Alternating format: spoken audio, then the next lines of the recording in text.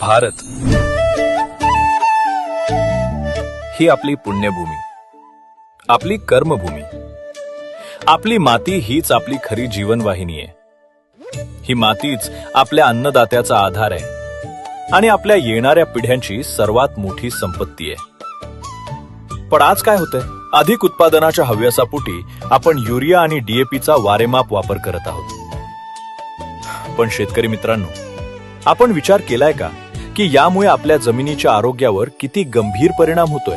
जमिनीची सुपीकता घटतेय, आवश्यक सूक्ष्म पोषक घटक संपत चाललेत आणि या सर्वांमुळे शेतीचा खर्च दिवसेंदिवस वाढतच आहे। यावर आता एकच प्रभावी उपाय आहे, तो म्हणजे संतुलित खत व्यवस्थापन।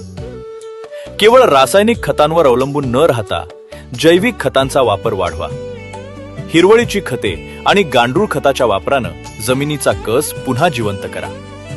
पंतप्रधान महोदयांनी देशातील शेतकरी बंधू भगिनींना या धरणी मातेला वाचवण्याचं महत्त्वपूर्ण आवाहन केलंय।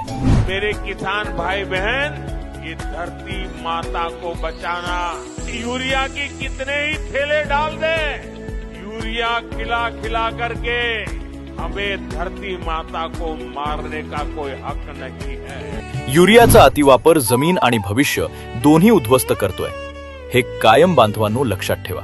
माती परीक्षण आणि वैज्ञानिकांनी सुचवलेले खत नियोजन हेच शाश्वत शेतीचे खरे आधारस्तंभ आहेत।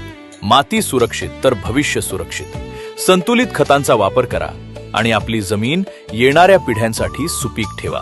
अधिक माहितीसाठी नजीकच्या कृषी कार्यालयाशी संपर्क साधावा।